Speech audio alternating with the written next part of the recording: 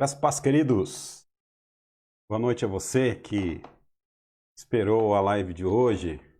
Faz tempo que a gente não se vê por aqui no estudo do livro do Apocalipse, não é mesmo? A gente teve algumas dificuldades, alguns compromissos nos últimos dias e foi por conta disso que a gente não pôde estar apresentando o estudo do livro do Apocalipse. Mas que Deus continue abençoando você e vamos seguir. Hoje tem estudo, amém? Então prepare seu coração para poder receber a palavra de Deus. Pegue sua Bíblia, que a gente vai ler hoje a Bíblia. A gente vai tratar dos capítulos 12 e 13 do livro de Apocalipse. Amém? Vamos ter uma palavra de oração nesse momento. Vamos orar? Nós te agradecemos, Pai Santo, por esse momento. Obrigado, Senhor, por tudo aquilo que o Senhor tem feito nas nossas vidas. Ser conosco durante esse momento em que nós vamos, ó Pai, estar diante da Sua palavra, que ela possa aquecer o nosso coração, mudar a nossa vida, trazer esperança, ó Deus, ao nosso coração, principalmente nesses dias tão difíceis, ó Pai, em que nós passamos. Que a Tua palavra possa servir de consolo a mim, consolo ao coração de cada pessoa, ó Pai, que vai estar conosco nessa data, e também aqueles que haverão, Pai, de assistir, de ver esse estudo num segundo momento. Nós te agradecemos, em nome de Cristo Jesus, oramos. Amém. Louvado seja o Senhor Deus. Sigamos então com o nosso estudo sobre o livro de Apocalipse. Depois de um grande intervalo aí que a gente precisou fazer, eu espero que você esteja aí com a sua Bíblia aberta no capítulo 12. Hoje nós vamos tratar sobre aquilo que nós chamamos, os estudiosos chamam de trindade satânica. Você já assistiu o Alto da Compadecida? Um filme muito interessante, um filme nacional. Esqueci o nome do autor, do dramaturgo, da pessoa que escreveu o livro. Esqueci, enfim, uma figuraça ele, inclusive. Então, no Alto da Compadecida tem um momento em que um personagem lá morre e ele vai ser julgado. Então, ele está ali perto do céu, ali na porta do céu, e ele está para ser julgado. Então, existia Jesus, né? Existia lá a mãe de Jesus lá, existia lá o diabo. E aí a trama começa a acontecer. Então, a expectativa é para saber como é que o julgamento dele vai se desenrolar. E chega um determinado momento em que Jesus está conversando com o diabo, e Jesus está defendendo lá a pessoa que morreu, dizendo que ele merecia ser salvo. E de um outro lado, o diabo o acusando, dizendo que o personagem não deveria ser salvo. Enfim, chega um momento em que o diabo ele tem o mesmo formato de Jesus, ele tem a mesma cara, inclusive, né? Tem o mesmo aspecto de Jesus, ele se transforma em Jesus. E o Jesus diz o seguinte: não adianta você vir com essa malandragem sua, porque você é cheio de querer me copiar, é cheio de querer enganar as pessoas se passando por mim. Alguma coisa parecida ele faz, né? Por que eu estou trazendo essa historinha aqui no início, né? Para que a gente possa introduzir o nosso culto. Porque Satanás, ele tem essa particularidade. Satanás, ele, vez ou outra, ele se disfarça na pessoa de Cristo, ou pelo menos tenta se associar com a pessoa de Cristo, mas na verdade ele não tem nada a ver com Jesus, né? Inclusive, se você for fazer um estudo um pouquinho mais aprofundado sobre o fenômeno das religiões, principalmente aquelas religiões em que oferecem sacrifícios vivos às suas entidades, esses sacrifícios eles são cópias daquilo que o livro de Levítico trouxe como lei sacrificial ao povo hebreu. Então, o diabo sempre está tentando imitar a Deus. Achei aqui a palavra, né? Imitação. O diabo está sempre tentando imitar a Deus para poder enganar as pessoas. Aqui, no capítulo 12 e no capítulo 13, a gente vê aqui a ideia clara de que o diabo tentando imitar aqui a pessoa de Deus. Então nós chamamos aqui do trio satânico, né? Eu sei que é um nome, uma expressão um pouco forte, mas é o que se apresenta aqui. Nós podemos perceber que aqui há uma espécie de uma triunidade, não uma trindade, né? Mas uma triunidade aqui entre o Satanás, o diabo, entre a besta, que é o anticristo, e também entre o falso profeta, que é a besta que surge da terra. Então, na verdade, nós temos aí três personagens: Satanás, o anticristo e o falso profeta, e agora eles estão trabalhando juntos no finalzinho da grande tribulação para poder perseguir o povo de Israel e enganar quem ele pode enganar. E é interessante a gente ver como é que o diabo ele vai tentando se associar com Deus para poder enganar as pessoas, inclusive no período da tribulação, ok? Então, dando isso aqui, dando essa fala de abertura, vamos seguir com o texto para deixar um pouco mais claro aí aquilo que nós temos, ou aquilo que o texto tem para nos falar essa noite. Verso 1 do capítulo 1, Apocalipse, capítulo 12. Apareceu no céu um sinal extraordinário. Uma mulher vestida de sol, com a lua debaixo de seus pés, e uma coroa com 12 estrelas sobre a cabeça. Ela estava grávida e gritava de dor, pois estava para dar à luz. Então apareceu no céu outro sinal, um enorme dragão vermelho, com 7 cabeças e 10 chifres, tendo sobre as cabeças 7 coroas. Sua cauda arrastou consigo 1/3 das estrelas do céu, lançando-as na terra. O dragão colocou-se diante da mulher que estava para dar à luz, para devorar o seu filho no momento em que nascesse. Ela deu à luz um filho, um homem que governará todas as nações com um cetro de ferro. A mulher fugiu para o deserto, para um lugar que lhe havia sido preparado por Deus para que ali a sustentassem durante 1260 dias. Perfeito. Nós estamos aqui diante de um sinal extraordinário que o apóstolo João agora ele vê no céu durante a visão do Apocalipse. E precisamos aqui colocar o momento em que ele está enxergando isso, que é após a abertura, ou melhor, após soar as 7 trombetas. E agora aqui ele está apresentando uma figura mitológica aqui, né? Ele está apresentando um dragão. Então vamos entender um pouquinho aqui. Certamente João nunca tinha visto um dragão. E nós sabemos que os dragões não existem. Agora, por que ele está vendo um dragão nessa revelação que vem da própria pessoa do Cristo para ele? A gente precisa sempre lembrar que Deus ele tenta se aproximar ao máximo da linguagem humana para poder se comunicar conosco, né? Então, aquilo que havia de mais terrível na cultura grega no período de João, na verdade era a serpente e também, principalmente, o dragão. Então, não que necessariamente a gente precisa entender literalmente que existe um dragão e esse dragão vai ser solto durante a grande tribulação para poder atormentar a vida das pessoas. A gente precisa entender o contexto pelo qual está inserido o texto. Então, Deus aqui usando uma linguagem que o próprio João compreenderia do cenário final. E aqui a gente vai perceber, o próprio texto diz que esse dragão é a pessoa de Satanás. E aí a gente tem 2 sinais. E o primeiro sinal é um sinal de uma mulher. E essa mulher está vestida de sol, com a lua debaixo de seus pés. E uma coroa com 12 estrelas na cabeça. Então, quem é essa mulher? Se você for lá em Gênesis capítulo 37, verso 9, você vai perceber que está tendo ali uma conversa entre José e sua família, especificamente ali os seus irmãos, né? Jacó também estava presente nessa conversa. E aí José, ele começa a ter sonhos, ele começa a ter visões, e uma dessas visões é a seguinte, em que o sol, a lua e 11 estrelas estão em torno de José, como se ele fosse o centro desse universo, né, ou desse pequeno universo.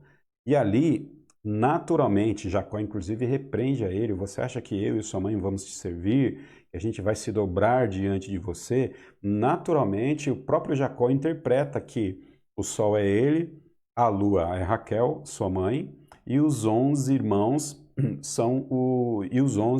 as 11 estrelas são os irmãos de José. Então, esse texto ele faz menção necessariamente ao povo de Israel, às 12 tribos especificamente, ok? Então, a gente pode com segurança afirmar que essa mulher vestida de sol, com a lua debaixo de seus pés e uma coroa com 12 estrelas sobre a cabeça, ela está necessariamente representando as 12 tribos, ela está necessariamente representando o povo de Israel, ok? Então, essa mulher simboliza o povo de Israel. E a gente tem mais evidência disso a partir do verso 2. Ela estava o quê? Grávida. Essa mulher estava grávida e gritava de dor, pois estava para dar à luz. Então, apareceu no céu outro sinal, o segundo sinal. O primeiro sinal da mulher, segundo sinal do dragão. Então apareceu outro sinal, um enorme dragão vermelho, com 7 cabeças e 10 chifres, tendo sobre as cabeças 7 coroas. Enquanto ele está vendo a, a imagem da mulher, agora se apresenta então, a partir de um segundo sinal, esse dragão vermelho, né? E ele tem quantas cabeças? 7 cabeças. Quantos chifres? 10 chifres. Tendo sobre as cabeças 7 coroas. Existem inúmeras interpretações aqui sobre essas 7 coroas, esses chifres e essas cabeças. Algumas coerentes, outras esdrúxulas, né? E a gente não vai aqui entrar no pormenor dessas interpretações. Eu acho que é importante a gente ficar com aquilo que é de fundamental concordância, que esses números eles têm grande representatividade na Bíblia. Então, 7 significa perfeição, que é o número de Deus, 10 significa plenitude, né? Então, esses números eles são muito representativos. Na verdade, esse dragão, que é um dragão vermelho, o vermelho aí traz o aspecto de sangue, de guerra, de morte, ele tenta imitar a própria pessoa de Deus dentro desses números que são apresentados com relação à quantidade de cabeças, a quantidade de chifres e as coroas. Na verdade, esse camarada está tentando se passar por Deus, ok? Dentre todas as possíveis interpretações, difíceis inclusive que existem, o bom é que fique no nosso coração. Esses números representam plenitude, perfeição. No caso da coroa, representa poder, representa autoridade, mas tudo isso é falsa autoridade, falso poder e falsa perfeição. O diabo tentando aqui imitar a pessoa divina. Lá no capítulo, verso 4, um pouquinho mais adiante, a gente continua lendo, né? E o texto diz o seguinte: o dragão, o que ele faz? O que esse dragão faz? Ele se coloca diante da mulher, que estava para dar à luz. Vamos lá. Uma mulher que representa o povo de Israel, e o povo de Israel estava para dar à luz. Essa mulher estava grávida. Ok? Eu acredito que você já imagina quem é filho dessa gravidez aí, né? Se você já está conseguindo interpretar, amém. Se não, fica mais um pouco aqui. Daqui 30 segundos a gente já fala de que gravidez se trata o texto, ok? Então, essa mulher, agora ela se vê diante do dragão que se coloca em pé diante dela e ela está pronta para devorar o seu filho após o nascimento, né? Ela deu à luz a um filho homem que governará todas as nações com cetro de ferro. Então, está claro aqui que se trata da pessoa de Jesus, esse filho que está para nascer da mulher. Então, Jesus, naturalmente, nasce de Israel, ok? E durante o período de nascimento de Jesus, a gente vê aqui João dizendo que o dragão estava a postos diante da mulher para poder matar o filho assim que nascesse. E olha que interessante. Você se lembra do que aconteceu com Jesus no contexto do nascimento dele? Geralmente a gente só lembra que os sábios vieram e entregaram os seus presentes para Jesus, né? Mas a gente precisa lembrar que Herodes, ao ter conhecimento do nascimento de Jesus, Herodes era um megalomaníaco, né? Ele era uma pessoa doente por poder, conhecia a profecia da vinda do Messias e ele, inclusive, tenta ludibriar os sábios dizendo o seguinte: olha, onde é que ele nasceu para eu poder também visitá-lo e dar um presente? Mas, na verdade, Herodes queria matar Jesus, tanto é que ele decretou que todas as crianças abaixo de 2 anos deveriam ser mortas, que tivessem nascido ali naquele período. Então, na verdade, é o diabo tentando inibir o programa de salvação de Deus a partir da morte de Jesus. Então, o que a gente está vendo aqui? Esse texto aqui ele é curioso. Ele é curioso porque ele fala de acontecimentos do passado, também, ao mesmo tempo, esses acontecimentos se aplicam para o futuro. Então, quando João está tendo aqui essa revelação do dragão e da mulher, ele está tendo aqui uma revelação atemporal. Na verdade, o mesmo texto se aplica ao passado, como também se aplica ao futuro. Não necessariamente o nascimento de Jesus, mas no decorrer do texto do capítulo 12 de Apocalipse, a gente vai ver que ora João está fazendo menção ao passado e ora João está fazendo menção ao futuro. Mas fica claro aqui que esse menino que o dragão tentou matar logo após o seu nascimento, estando de pé diante da sua mãe, no caso aqui de Israel, esse dragão era a pessoa de Satanás e esse filho é a pessoa de Jesus. Por quê? A indicação é a seguinte, que esse menino, ele governará com cetro de ferro todas as nações. Então, vamos lá. Então, primeiro que o governo está sobre os ombros de Jesus. Mas é interessante nós lembrarmos aqui a expressãozinha que está lá no final do capítulo, ou melhor, lá no final do versículo, que ele vai governar e como? Com cetro de ferro, de poder. Jesus não vai governar com plumas, com purpurina. Jesus vai governar com seu braço forte, com cetro de poder. Isso revela o quê? Justiça. O governo de Deus na terra é um governo de justiça. Então, vai haver ainda um governo literal de Jesus, não só espiritual, mas também literal de Jesus nessa terra, e onde ele vai governar com força, ele vai governar com justiça, ok? Então, aqui a gente já identificou a pessoa do dragão, aqui também a gente já identificou a pessoa,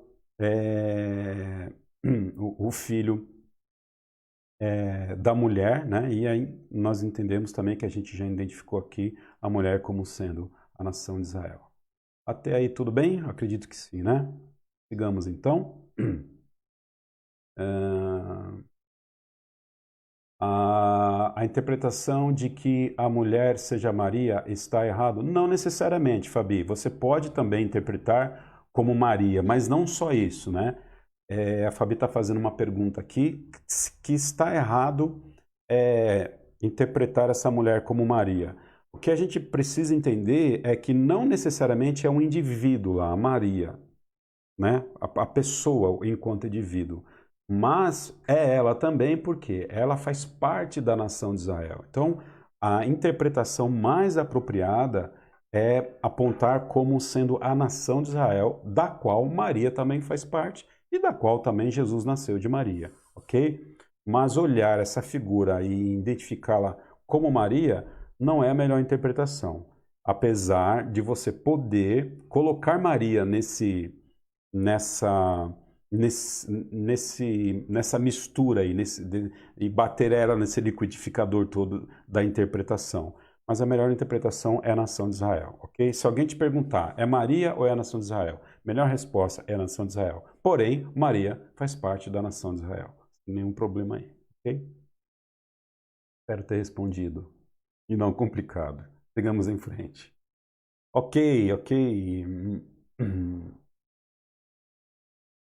Olha, vamos ainda no verso 5 do capítulo 12, mais um pouquinho. Ela deu à luz um filho, um homem que governará todas as nações com cetro de ferro. Seu filho foi arrebatado para junto de Deus e do seu trono. Interessante que o finalzinho do verso 5 não fala do ministério de Cristo, né? Só fala que ele nasceu e que ele ascendeu. E não fala da história de Jesus, do seu ministério, da sua crucificação e da sua ressurreição. Por isso que esse texto ele faz menção a um ato passado da história do reino, ok? Sigamos um pouquinho mais à frente. A mulher fugiu para o deserto, para um lugar que lhe havia sido preparado por Deus, para que ali a sustentasse durante 1260 dias. Nós acreditamos que a partir do verso 6, agora, João não está mais falando sobre questões do passado, mas ele está apontando para o futuro. Nós sabemos que Maria escondeu Jesus, ela precisou inclusive ir até o Egito durante o recenseamento, durante aquele momento em que Herodes ele estabelece um decreto para matar todas as crianças ali de Israel, mas nós não vemos, pelo menos revelado no Novo Testamento, a quantidade de dias ou período que Maria ficou com José fugido ali, fugido de Herodes. Nós não sabemos necessariamente. Agora, o que a gente pode dizer é que esse número, 1260 dias, ele sempre vai se apresentar no livro de Apocalipse, como também a gente vê esse número de outra forma dentro das 70 semanas de Daniel, e aí a gente chega no número de 3 anos e meio, que faz parte do contexto de interpretação do Apocalipse. 3 anos e meio, grande tribulação, ou metade da tribulação, a segunda metade dela.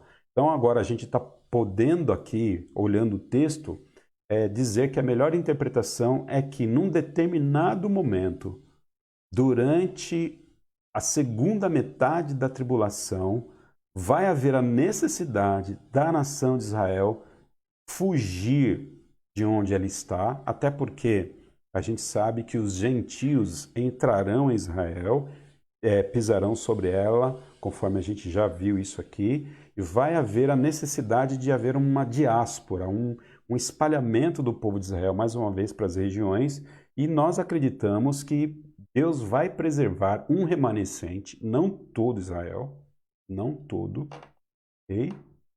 Mas um remanescente, o seu povo espiritual, ok? Durante esse período de 3 anos e meio. Deus vai, de alguma forma, preservar essas pessoas. A mulher fugiu para o deserto, para um lugar que lhe havia sido preparado por Deus, para que ali a sustentassem durante 1260. Ok? Sigamos mais um pouquinho. Verso 7. Houve então guerra nos céus. Guerra nos céus. Miguel e os seus anjos lutaram contra o dragão. E o dragão e os seus anjos revidaram, mas estes não foram suficientemente fortes. E assim perderam o seu lugar nos céus. O grande dragão foi lançado fora. E aí a gente tem uma mensagem clara de João de quem é esse dragão. Ele é a antiga serpente chamada Diabo, Satanás, que engana o mundo todo. Ele e os seus anjos foram lançados à terra. Então ouvi uma forte voz dos céus que dizia: perfeito, sigamos em frente então. Então a gente vê aqui agora um texto também difícil, né? A gente vê aqui uma batalha no céu entre diabo, os seus anjos e o diabo e os seus anjos, eles perdem a guerra e eles acabam sendo atirados para a terra, ok? Alguns intérpretes acreditam que esse texto ele se refere às questões do passado, onde já aconteceu essa queda. Outros afirmam da possibilidade de isso acontecer mais uma vez no futuro, do ponto de vista escatológico, né? Mas eu acredito, a minha tendência e como a maioria dos estudiosos aí, interpretar como que João também está fazendo menção àquilo que aconteceu no passado. E não necessariamente que vai acontecer durante a tribulação naquele momento. Por quê, queridos? A gente precisa entender o seguinte: essa questão de tempo é uma questão nossa, é uma questão meramente humana. Deus criou o tempo. Deus é quem criou o tempo. Deus criou o espaço. Então, é difícil para a gente, às vezes, pensar em categorias de olhar a história como um único evento, como um único ponto. E a ideia que o texto traz é essa.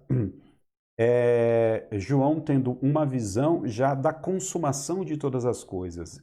Ele não vê começo, ele não vê meio, ele não vê fim.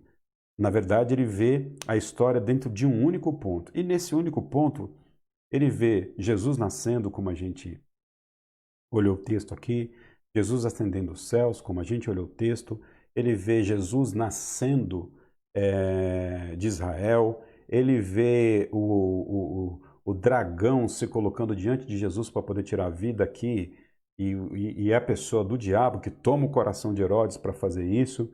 Ele vê a queda dos anjos, ele vê aqui a queda de Satanás, também relatada no livro de Isaías, também relatada no livro de Ezequiel. Então eu acredito que a melhor interpretação é que João está vendo aqui a história da redenção passar na frente dele e agora ele está tendo um flashback daquilo que passou.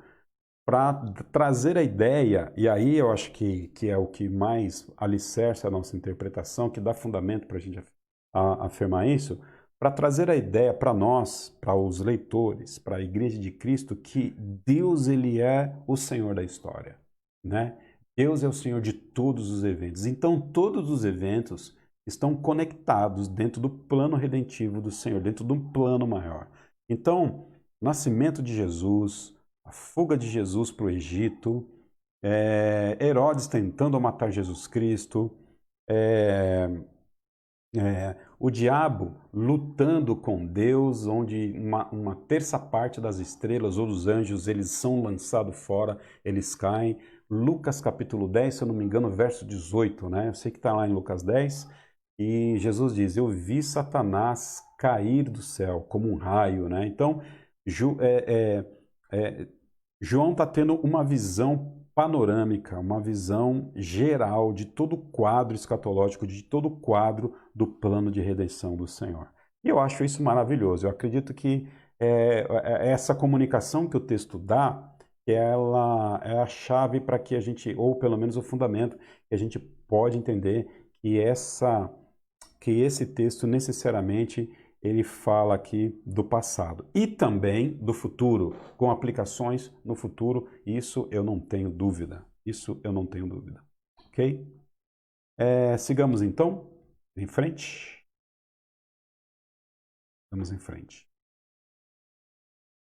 Então ouvi uma voz forte dos céus que dizia: agora veio a salvação, o poder do nosso Deus e a autoridade do seu Cristo, pois fora lançado fora o acusador dos nossos irmãos, que os acusa diante do nosso Deus dia e noite. O diabo, ele acusa você e eu dia e noite, o Senhor. Essa é a tarefa dela. O diabo é acusador, né? Ele não tem descanso. Como é que isso se processa, a gente não sabe, mas o ministério do diabo, dentre outros, é acusar. Acusar. Digamos, eles o venceram pelo sangue do Cordeiro e pela palavra do testemunho que deram, né? Os irmãos dos quais o texto se refere. Diante da morte, não amaram a própria vida, portanto, celebrem-no, ó céus, e os que neles habitam. Mas ai da terra e do mar, pois o diabo desceu até vocês, e está cheio de fúria, pois sabe que lhe resta pouco tempo. Dado interessante aqui, o diabo sabe que lhe resta quanto tempo? Muito, médio ou pouco? Pouco tempo. Então, há quantos mil anos a queda do diabo aconteceu? E o texto diz que falta pouco tempo. Essa perspectiva de tempo na questão de Deus é totalmente diferente na nossa perspectiva.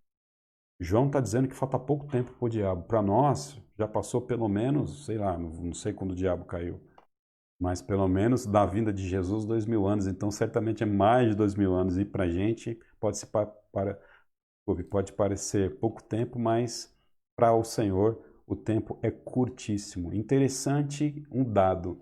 O diabo, ele sabe que falta pouco tempo para ele. E ele, ao saber que falta pouco tempo para ele, e ele não quer popular o inferno sozinho. Ele quer fazer com que mais e mais pessoas entrem com ele nesse negócio. Ok? Então, não basta para o diabo serem redimidos. Ele quer também que outras pessoas não tenham a redenção de Jesus Cristo. Verso 13. Quando o dragão foi lançado à terra, começou a perseguir a mulher que dera luz ao menino. Foram dadas à mulher as duas asas da grande águia, para que ela pudesse voar para o lugar que lhe devia... Desculpa, eu vou ler de novo aqui, ó. Vou colocar a Bíblia mais perto aqui. Vamos lá, verso 14. Foram dadas à mulher as duas asas da grande águia, para que ela pudesse voar para o lugar que lhe havia sido preparado no deserto, onde seria sustentada por um tempo, tempos e meio tempo, fora do alcance da serpente. Então, quando a gente vê mais uma vez essa expressão, tempo, um tempo, né? Tempos, dois tempos, estamos no plural aqui, e meio tempo, o autor aqui, ele está falando de 3 tempos e meio, né? 3 semanas e meia, 3 anos e meio, 1.260 dias, e se eu não me engano aqui os 42 meses. 42 meses também que dão 3 anos e meio. É uma referência futurística, não mais do passado, mas uma referência daquilo que vai acontecer na grande tribulação. Agora, uma perseguição direta de Satanás, da serpente, do dragão, à nação de Israel. Então é assim, né? O diabo, ele é sujo, né? A proposta do diabo é acabar com o povo de Deus, agora aqui representado necessariamente no povo de Israel. E aí a gente pode olhar para a história de Israel e a gente vê o quanto que esse povo sofreu e ainda sofre o antissemitismo, né? A Segunda Guerra Mundial está muito próxima da gente, mas o povo de Israel sempre sofreu perseguição. O diabo sempre tentou destruir o povo de Israel, né? Começar pelo Egito, que ficou ali escravizando o povo de Israel por 430 anos. Quantas coisas o povo de Israel já passou? Até 1942, depois de um grande período, né? A nação de Israel não era mais reconhecida como nação de fato. Foi em 1942 que a ONU então reconhece Israel como uma nação verdadeira. O fato deles não terem sido reconhecidos como nação durante um período histórico é porque não se conseguia mais identificar eles como nação por conta da diáspora, do espalhamento que houve desse povo por conta de tão grande perseguição. E aí a gente pode perceber mais uma vez o diabo perseguindo esse povo durante a grande tribulação. Ok? Sigamos. Verso 15. Então a serpente fez jorrar da sua boca água como um rio para alcançar a mulher e arrastá-la com a correnteza. O diabo está bravo aqui com o povo de Israel. Grande tribulação, ele está bravo, está trabalhando mesmo, está fazendo o que ele quer da vida, está solto aqui. O diabo aqui está solto, fazendo o que quer da vida, né? E ele está perseguindo o povo de Israel a todo custo, tentando tragar o povo de Israel. Verso 16. A terra, porém, ajudou a mulher, abrindo a boca, engolindo o rio, e o dragão fizera jorrar da sua boca. Não sabemos exatamente como vai ser isso, ao que tudo indica pode ser uma grande enchente, talvez um tsunami, nós não sabemos exatamente, mas João dá a ideia aqui de haver uma grande inundação, algo de tamanha proporção para poder matar o povo de Israel através das águas. O dragão irou-se contra a mulher e saiu para guerrear contra o restante da sua descendência, os que obedecem os mandamentos de Deus e se mantêm fiéis ao testemunho de Jesus. Então é assim, o diabo perseguindo a nação de Israel, os descendentes, os fiéis e aquelas pessoas que ainda vão manter a sua fidelidade ao Senhor durante a tribulação. Então, mesmo durante a tribulação, haverá salvação, haverá nascimento, novo nascimento, apesar de tudo isso que a gente está vendo aqui. Verso 18. Então o dragão se pôs em pé na areia do mar. Agora aqui,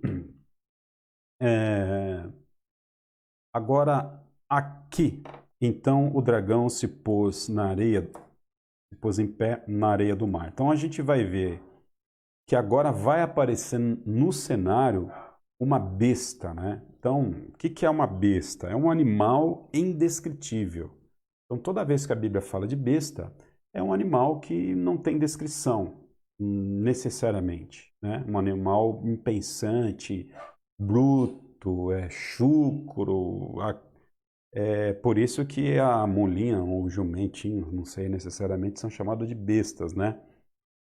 Porque são animais duros, né? Animais duros, de pouca sensibilidade. Agora a gente vai ver aqui que durante a perseguição que a serpente, que Satanás ele trava contra Israel, chega um determinado momento que ele para e ele se põe em pé na areia do mar. Mar, areia do mar. Melhor interpretação aqui, queridos, representatividade do povo, da humanidade, areia do mar, né? Mar aqui representando a humanidade. E a gente vai chegar um pouquinho mais lá na frente para dar mais informações sobre isso. Então, os melhores intérpretes aí que a gente tem consultado são eles afirmam que de fato se trata aqui do povo, da humanidade. Verso 1: Vi uma besta que saía do mar.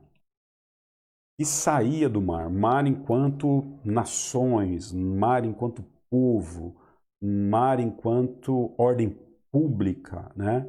Então essa besta, ela sai da humanidade, ela sai das coisas que são populares, ela sai do povão. Então vi uma besta que saía do mar. Agora, se você também quiser interpretar como mar literal, não existe problema nenhum também, e isso não vai tirar o crédito do texto, porque na verdade a proposta aqui não é a origem, né? Então o que está em ênfase aqui não é a origem de onde sai essa besta, apesar de ser importante, mas o que é importante é a aparição dessa besta aqui nesse momento, ok? Então vi uma besta que saía do mar, vi uma besta que saía da grande multidão, vi uma besta que saía das nações.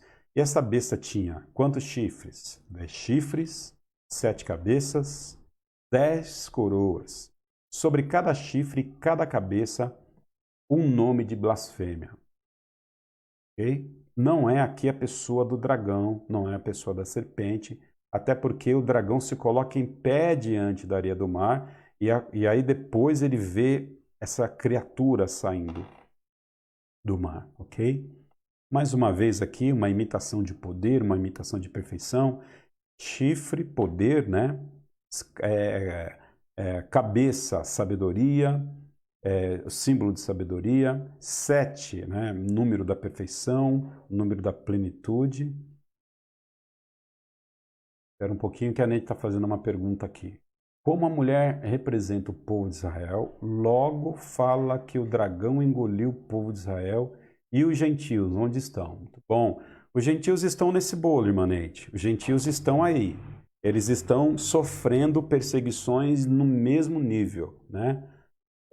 A questão é que quando o anticristo vem, o advento do anticristo ou do próprio Satanás, a gente precisa lembrar que quem está em foco aqui é a nação de Israel, ok?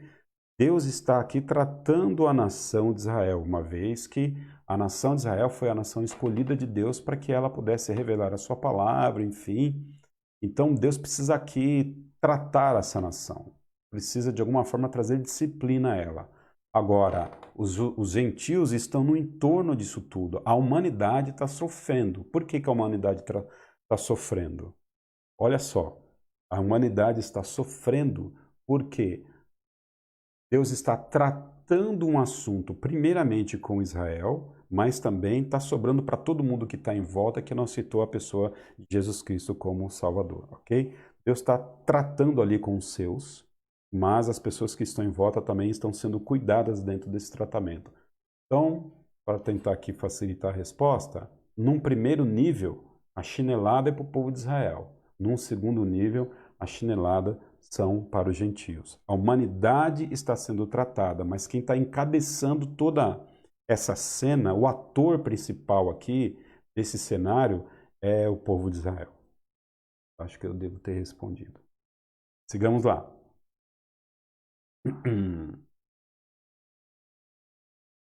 Cadê eu aqui? Deixa eu me achar. Perfeito. Então, o verso 1, lá na parte B, traz uma expressão interessante. Uma sobre cada chifre e cada cabeça um nome de que? Blasfêmia. Então, essa besta que sai do mar, essa besta que sai da força popular, essa besta que sai das nações, essa besta é uma boca suja. A verdade é essa. Então ela vem blasfemando contra Deus, blasfemando contra Cristo. Ela vai fazer exatamente aquele ministério de falar mal de Deus e das coisas que são de Deus, conforme Daniel capítulo 9 nos informa. Então, e também 2 Tessalonicenses capítulo 2. A besta é uma besta que sai para poder, dentre outras coisas, blasfemar contra o nome de Cristo e contra tudo aquilo que é Cristo. Verso 2. A besta que vi era semelhante a um leopardo, mas tinha pés como os de urso e a boca como de leão. Leopardo, rapidez, agilidade. Então você imagina um trem desse correndo ainda, um animal que ninguém pode fugir dele. Então, ou pelo menos a ideia que se traz da dificuldade de se fugir de um leopardo durante a caça, né? Movimenta muito rápido aqui essa besta. E os seus pés como de urso, força, né? Então, onde o urso pisa, ele faz um estrago tremendo. E a boca como de leão, e a gente já conhece a boca de leão, pelo menos quem foi no zoológico, dá para imaginar o que o leão pode fazer com a sua boca. Às vezes não precisa ir muito no zoológico, é só a gente assistir aí alguns filmes do Discovery Channel ou enfim, essas televisões aí com canal fechado que falam sobre a vida selvagem, a gente sabe necessariamente o que um leão pode fazer com a boca dele. Mas acontece algo aqui interessante no verso 2, no finalzinho do versículo. Algo interessantíssimo. o dragão ele faz o quê? Ele se põe diante do mar, a besta se apresenta e ele faz o quê? O dragão deu à besta o seu poder e o seu trono e grande autoridade. Perceba o que o diabo faz. O diabo, ele dá poder, ele dá autoridade e o seu trono. Olha só, ele dá poder, autoridade e o seu trono. Satanás, ele está atuando durante o momento da grande tribulação. Porém, o instrumento pelo qual ele vai atuar é através da besta que a gente já identificou como o anticristo nos estudos passados que nós fizemos. A besta que sai do mar é o anticristo. Então, Satanás, ele está dando poder, autoridade e o trono dele para que o anticristo seja o seu agente na terra. Ele é o representante na terra. Percebam o quanto o quanto Satanás, né? Acho que não tem nome pior de chamar ele mesmo, então é o Satanás mesmo, né? Perceba o quanto Satanás tenta imitar a pessoa de Deus aqui, dando autoridade ao seu pupilo, no caso aqui, o anticristo. Deus dá autoridade e poder. Foi-me dado todo o poder, Jesus disse. Lembra disso? Mateus capítulo 28, verso 19. Foi-me dado todo o poder. Aqui, o diabo, ele dá o seu poder, a sua autoridade, transfere o seu trono para o seu pupilo, assim como Deus o faz com Jesus, tentando aqui fazer uma espécie de imitação com a pessoa do Pai, né? E agora a gente pode perceber que o diabo, ele dá o poder para o anticristo, para a besta, que é um homem, conforme também a gente já identificou em estudos anteriores. E esse camarada agora, ele vai fazer um estrago grande. Então, não é que o diabo vai ficar assistindo tudo isso acontecer. É que o diabo vai transferir para ele, vai delegar para ele o seu poder, para que ele seja um agente durante o período da grande tribulação. Interessante esse versículo, né? Verso 3, uma das cabeças aqui da besta, né, do anticristo, né, parecia ter sofrido um ferimento mortal. Mas o ferimento mortal foi o quê? Curado. Todo mundo ficou maravilhado e seguiu a besta. Então o anticristo, ele de alguma forma, durante essa aparição dele, ele vai fazer milagres, né? Vai fazer milagres. E aqui a gente pode perceber que ele vai estar ferido de morte e de uma forma sobrenatural aqui, ele se cura e a partir desses sinais de milagres que o próprio anticristo vai fazendo, não só a partir dele, mas também com outras pessoas, essas pessoas vão começar a olhar para o anticristo e essas pessoas vão começar a adorar e a seguir o anticristo. Então o anticristo vai ter seguidores durante a tribulação. Então a gente está no seguinte cenário: Satanás perseguindo Israel e todas as nações. O anticristo vem e começa a ser o agente de Satanás durante a tribulação. Porém, muitas pessoas vão se associar com ele diante daquilo que ele faz. Então não é todo mundo, em tese, que vai sofrer e vai sofrer perseguição na tribulação. Aquelas pessoas que se associarem ao anticristo não vão sofrer perseguição. Vão ser aquilo que o próprio apóstolo João está chamando aqui de seguidor.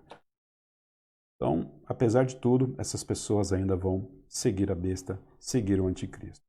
Verso 4, então eles seguem a besta, ok? Eles seguem o anticristo. E o verso 4, o que eles fazem? Eles adoraram o dragão, que tinha dado autoridade à besta. E também adoram a besta, dizendo: quem é como a besta? Quem pode guerrear contra ela? Então esse ferimento, muito possivelmente ferimento de guerra, E aí eles estão imaginando o seguinte: ninguém pode com o anticristo e nós precisamos adorar o dragão que deu autoridade para o anticristo, e não só adorar o dragão, mas também adorar a própria pessoa do anticristo. Adoração, culto. Assim como nós cristãos, salvos em Jesus Cristo, adoramos o Pai e o Filho, assim também os seguidores da besta adorarão não só a besta, né, o pupilo, né, a criação de Satanás, mas também adorarão o próprio Satanás. Uma clara afronta, uma clara blasfêmia com relação à representatividade que o povo de Deus tem com seu próprio Deus. Né? O diabo é invejoso, né? O diabo ele é invejoso, ele não suporta ver Deus sendo adorado, Deus sendo servido, Jesus sendo servido, e ele quer que as pessoas façam a mesma coisa por ele, né? O bicho é invejoso mesmo, né? Se tem coisa do diabo, é inveja, né? Ele é o pai da inveja, ele é o pai da mentira. É o diabo que foi o instrumento pelo qual o pecado entrou no mundo. Então, ele é terrível mesmo, né? Terrível. O diabo é terrível. O Léo está contribuindo aqui. Então estou vendo um comentário aqui. Então dá para imaginarmos que o anticristo será o líder político e a besta, provavelmente, um líder islâmico que persegue Israel. E os judeus e todos que são contra. Calma aí, Léo, a gente está chegando lá. A gente vai falar mais disso aí, segura aí. O Léo já está terrível também, está começando a fazer as interpretações aí. Espera um pouquinho, Léo. A gente chega aí, a gente vai dar uma fala sobre isso. Né? A gente está falando de liderança, certamente, mas vamos seguir um pouquinho aqui. Quando a gente, se nós interpretarmos que o mar de fato representa as nações, esse líder que é o anticristo, ele vai ser um líder mais popular do que meramente político. A gente vai ver aqui um líder político que é a besta que saiu da terra, né? Mas o anticristo, mais do que ter força política, ele vai ser um cara populista, poderia dizer assim. A força dele vai ser uma força populista. Mais do que ser um grande estrategista político, ele vai ser populista. Ele sai das nações, ele sai do povão, ele sai do grande mar, né? Mas ele é um líder de fato, político, mas acreditamos que a força política dele não está necessariamente nele, mas sim também no terceiro agente, e daqui a pouco a gente vai ver que é a besta que sai da terra, e é o falso profeta. Então, sigamos em frente aí. Verso 5. A besta foi dada uma boca para falar palavras arrogantes, porque ele é arrogante mesmo, boca suja, não teve educação, né? A mãe dele era o próprio diabo, então não teve educação nenhuma.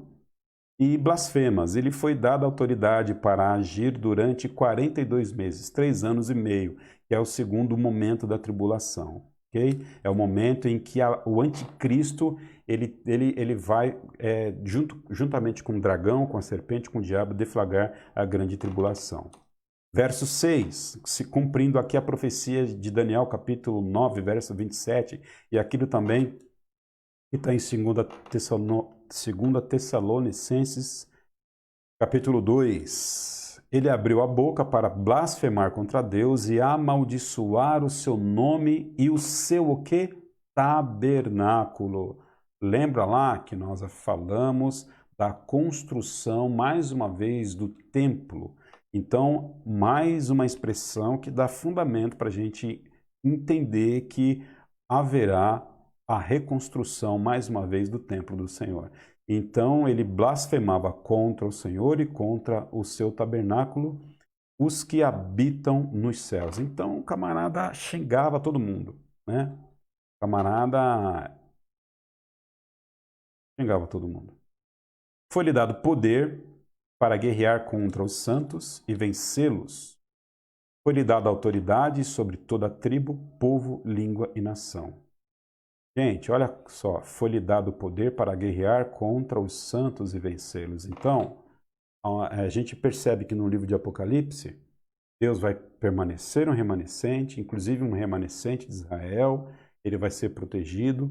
De um outro momento também a gente pode perceber aqui que muitos santos, muitas pessoas que aceitam a Cristo como Salvador durante a tribulação também vão morrer. O fato de você, durante a tribulação, aceitar a Cristo como Salvador não significa que você vai estar imune à morte. E aí a gente pode dizer o seguinte: a igreja vai passar por tribulação? Quando nós lemos isso, a nossa afirmação necessariamente não, né? Mas vai haver salvação lá na tribulação, ok? Vai haver salvação lá na tribulação. Então, quando a gente fala de igreja enquanto povo de Deus, tem um aspecto que podemos afirmar que, em alguma medida, o povo de Deus vai passar por essa tribulação, mas não a igreja como nós conhecemos hoje, né? Nesse contexto da graça, não a igreja como nós a vemos hoje. Pessoas que não eram salvas, que viviam no tempo da igreja, e viram a igreja ser arrebatada, mas que durante a tribulação agora aceitam a salvação de Jesus. Essas pessoas, muitas delas de fato morrerão durante a grande tribulação. Ok? Mas você e eu, fique em paz. Certamente a gente não vai passar pela grande tribulação. A igreja de Cristo, dentro desse contexto histórico, não passa. Só aquelas pessoas que estarão lá dentro e aceitarão a Cristo lá dentro vão passar por essas provações. Algumas vão morrer na mão do anticristo, dentro da operacionalidade dele, outras certamente não. Verso 8: todos os habitantes da terra adorarão a besta. A saber, todos aqueles que não tiveram seus nomes escritos no livro da vida do Cordeiro, que foi morto desde a criação do mundo. Eu não vou aqui me deter muito, mas perceba o aspecto eletivo do Senhor aqui, né, no verso 8, né? Então, todos os habitantes da terra adorarão a besta. Mas quem são esses todos? Todos aqueles, né? Todos os habitantes da terra adorarão a besta, a saber, todos aqueles que não tiveram seus nomes escritos no livro da vida do Cordeiro, que foi morto antes da fundação do mundo. Há um livro da vida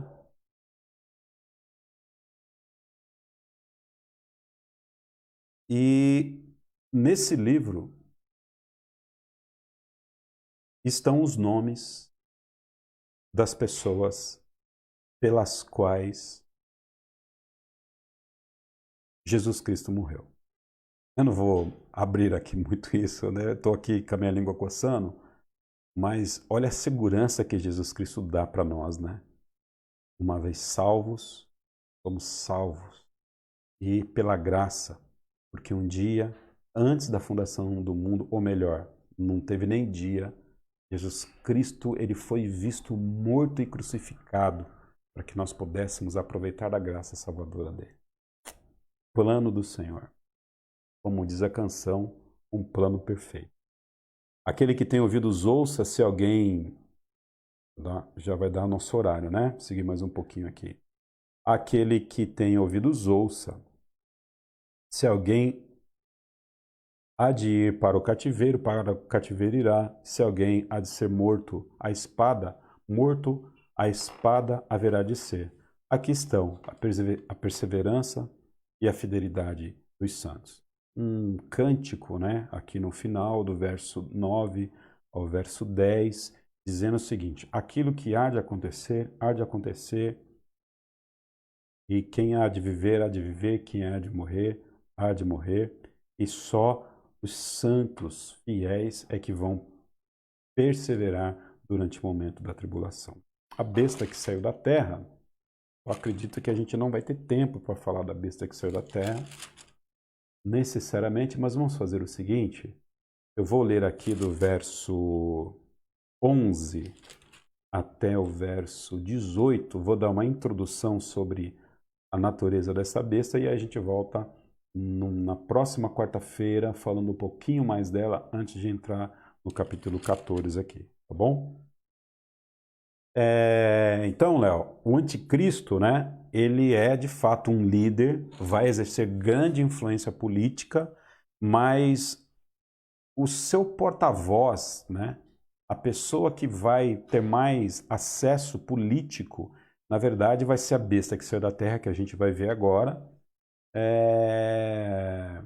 Mas eu não diria que seria um líder islâmico, né? Eu entendi que você não está dizendo necessariamente que é uma pessoa da religião islâmica. Estou acreditando aqui que você está se referindo ao antissemitismo, né? O que é o antissemitismo? Todas aquelas pessoas que perseguem Israel pelo simples motivo de serem Israel, pelo simples motivo de serem judeus, né? Todas aquelas pessoas que são contra a semente de Sem. No caso Hitler, por exemplo, né? Segunda Guerra Mundial foi uma guerra onde o antissemitismo ele sempre foi muito bem, sempre foi muito acentuado. Mas você pode ter certeza que ele tem esse caráter, né? O anticristo, a besta que sai da terra, de fato, ele é antissemita. Ok? Bem, sigamos em frente. Verso 11 do capítulo 13. Então vi outra besta, mais uma, né? Como se fosse pouco, só uma, né? Então vi outra besta que saía da terra. Ok? Terra. Lembra lá? Mar, povão, nações, terra, centralidade política. Aí é que está a política no meio, né? A parte sólida aqui desse ambiente. Então vi outra besta que saía da terra com 2 chifres, como cordeiro, mas que falava como dragão. Então, na verdade, essa besta aqui parecia que era menor, mas na verdade ela falava como dragão. Exercia toda a autoridade da primeira besta. Percebe lá, ó, uma segunda besta que exerce a autoridade total da primeira besta. Então ele tem autoridade, né? E em nome dela fazia a terra e seus habitantes adorarem a primeira besta, cujo ferimento mortal havia sido curado. Então percebe lá o que esse camarada tem? Esse camarada tem poder político. O que é política? Relação de poder. O dicionário mostra para nós que política é toda a relação de poder. E esse cara ele tem uma relação de poder tamanha que ele faz com que todas as pessoas adorem a besta que foi curada de um grande ferimento. Então, o poder político, ou melhor, o exercício do poder político está mais sobre essa segunda besta, que tem também a autoridade da primeira, ok? E ele fazia a terra, seus habitantes adorarem a primeira besta, cujo ferimento mortal havia sido curado. E o que ele fazia, gente? Realizava grandes sinais, chegando a fazer descer fogo da terra. A gente vai passar por esse texto mais uma vez na próxima quarta-feira, tá? Ele realizava grandes sinais, chegando a fazer descer fogo do céu e da terra. Então não vai acreditando em todo mundo que faz milagre, que faz sinal, que faz descer fogo do céu, né? A terra que é de Deus. Nem todo mundo que manda o fogo descer é de Deus. À vista dos homens. Verso 14. Por causa dos sinais que ele foi permitido realizar em nome da primeira besta, ele representa, entende? A segunda besta, ele está representando a primeira besta. Ele está falando em nome dela. Ele é boca da primeira besta, né? Boca da besta. Ele é profeta. Ele é boca, profeta, boca de Deus. Na verdade, essa segunda besta está sendo a boca, o instrumento da primeira besta. Por isso que ele é o falso profeta, conforme o próprio livro de Apocalipse lá na frente vai denominar, ok? Como falso profeta. Por causa dos sinais que lhe foi permitido realizar em nome da primeira besta, ela enganou os habitantes da terra. Ordenou-lhes que fizessem uma imagem em honra à besta e fora ferida pela espada, e contudo revivera. Aqui a gente tem a informação de que o anticristo ele se envolveu numa batalha, ok? E aí ele reviveu, ele ressuscitou. Ressuscitou entre aspas, né? Ele mais uma vez tentando representar aqui a pessoa de Cristo, né? Tentando imitar a pessoa de Cristo.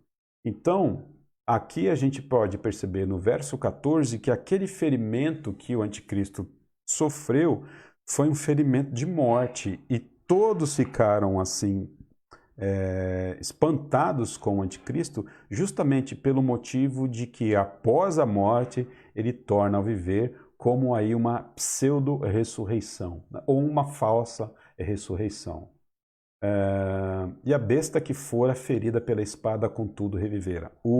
A besta que sai da terra, o falso profeta, está lá dizendo para o povo o seguinte, ó, hora de ir para a igreja, hora de acordar, hora de ir adorar lá a igreja do diabo, né? Hora de ir adorar a besta, hora de adorar o dragão, todo mundo de joelho no chão, todo mundo dizendo que ama o dragão, todo mundo dizendo que ama a besta, eu sou aqui o representante deles, estou aqui no nome deles, principalmente no nome do anticristo, para dizer para você que você só tem um único caminho, que é adorar a besta que sai da terra, que é adorar o anticristo. Verso 15, foi-lhe dado poder para dar fôlego à imagem da primeira besta, de modo que ela podia falar e fazer que fossem mortos todos os que recusassem adorar a imagem. Sei que eu avancei um pouquinho aqui, a gente já está terminando, né? Então, essa besta que sai da terra, falso profeta, agora dá fôlego a imagens que vão ser construídas do anticristo. Então imagina um monte de imagem do anticristo agora tendo fôlego, ok? E começando a andar, começando a falar e matando as pessoas que iam contra o próprio anticristo. Então se imagina uma cena das trevas, né? Uma cena de terror, é um filme de terror que passa na minha mente aqui. Verso 16, também obrigou todos os pequenos, grandes, ricos e pobres, livres, escravos, a receberem certa marca na mão direita ou na testa, para que ninguém pudesse comprar nem vender, a não ser quem tivesse a marca que é o nome da besta, ou o número do seu nome. Aqui está a sabedoria. Aquele que tem entendimento calcule o número da besta, pois é número de homem, e seu número é 666. Torno a repetir, a gente volta nesse texto aqui na semana que vem, para a gente falar com um pouco mais de qualidade, porque o nosso tempo ele já está esgotado. Mas o fato é que o falso profeta, a besta que sai da terra, camarada milagroso, faz fogo cair do céu, ele faz imagem andar, falar. Ele agora está dizendo o seguinte, só pode comer, só pode negociar, só pode comercializar as coisas aqueles que tiverem parte com a besta. E como é que você prova que você tem parte com a besta? Recebendo o nome dela ou o seu número no seu corpo, né? No caso aqui no braço e na testa. E o número é 666, é o número de homem. Volto a dizer que entre todas as possíveis interpretações aí apocalípticas, né, que a gente possa ter sobre o número 66, o que é mais importante a gente entender é o seguinte, o anticristo ele é um homem, né? Porque o 6 ele está representando necessariamente o sexto dia da criação e foi nesse dia em que o homem foi criado. Antropocentrismo, o homem como centro de todas as coisas, o homem tentando ser Deus, tentando se colocar no lugar de Deus. E Deus não divide sua glória com ninguém. Essa história não acaba aqui. O dragão, a besta, o anticristo, a besta que sai do mar, o falso profeta, a besta que sai da terra, eles sabem que seus dias estão contados, eles estão fazendo uma devassa na terra, porque logo, logo, aquilo que eles temem hoje, não amanhã, vai acontecer. Eles vão ver um sinal no céu e o Filho do Homem vai vir e botar toda essa cambada no lago de fogo e enxofre. Que Deus abençoe você, que Ele possa trazer esperança ao seu coração durante esse momento de estudo do livro de Apocalipse. E no capítulo 12 e no capítulo 13 você possa perceber que Deus é aquele que toma conta da história.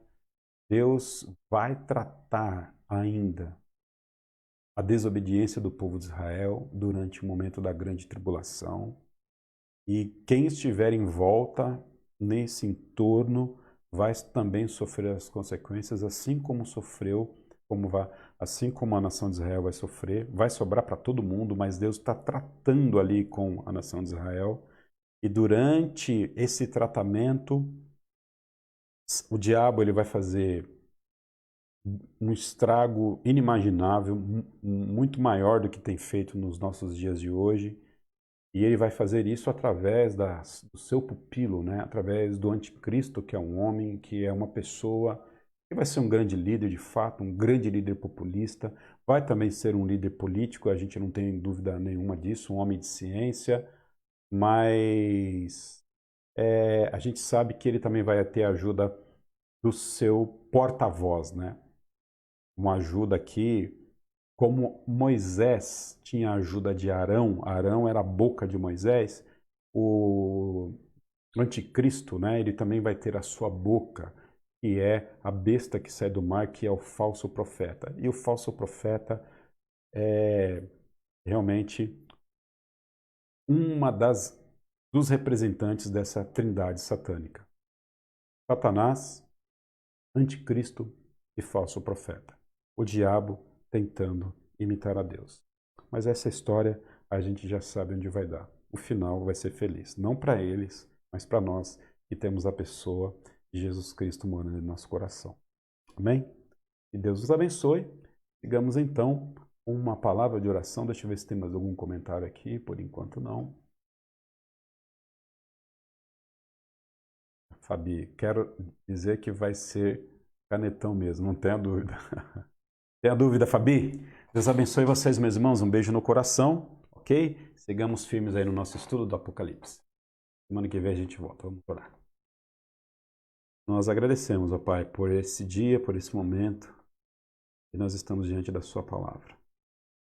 Obrigado, ó Pai, porque conforme nós vimos, o livro da vida, ó Pai Santo, ele está perto diante do Senhor, com os nomes escritos daquelas pessoas pela qual Jesus Cristo, antes da fundação do mundo, derramou o seu sangue.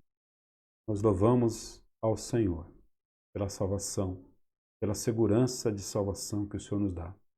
E como é bom ler a Tua palavra, entendê-la, porque ela nos dá a segurança de salvação. E nós entendemos que a salvação não está nas nossas mãos. A salvação está nas mãos do Senhor.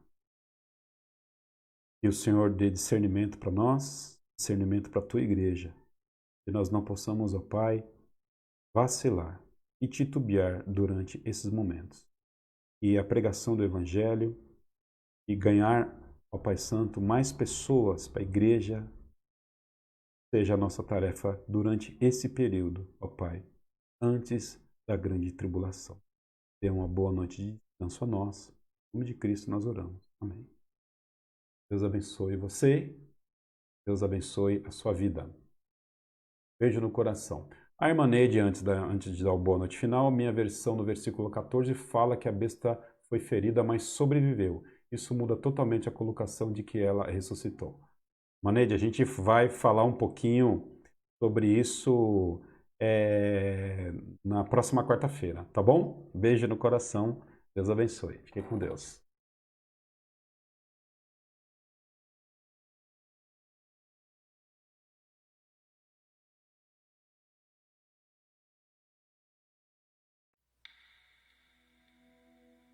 E eu fechei lá, não era?